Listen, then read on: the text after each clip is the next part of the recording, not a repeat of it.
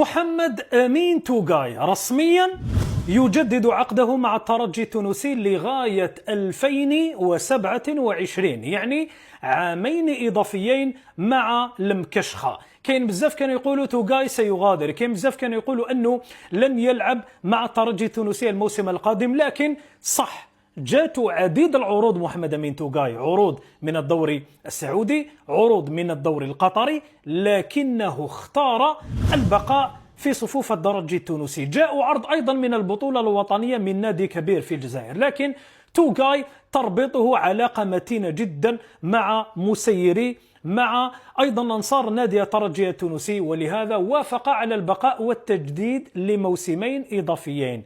شفنا توغاي في مباراة كأس العالم للأندية والمباريات التي خاضها فريق الترجي التونسي، شفنا توغاي أيضا في دوري أبطال إفريقيا مع هذا الفريق، ونال أيضا تتويجات محلية. توغاي تحسن كثيرا مع الترجي، لكن وهو ما جعل إدارة نادي الترجي تقرر رسميا تجديد عقده لموسمين إضافيين. هذا الخبر أثلج كثيرا صدور أنصار الفريق، لأنهم يعرفون جيدا القيمة تاع الدولي الجزائري، يحبونه كثيرا. تروحوا للترجي تسقسيوا على توغاي يقول لك الشيخ توغاي، يعني يقيمونه بطريقة مميزة. وتوغاي أيضا لم يبخل على الترجي كما نقولوا احنا بالعامية شمخ تريكو في كل المباريات التي خاضها مع هذا الفريق. لاعب منضبط جدا، يعرف ما له وما عليه في صفوف الفريق، منضبط في التدريبات، منضبط في المباريات، ولهذا دخل في قلوب عشاق اللونين الأحمر والأصفر الجيالوروسي التونسي.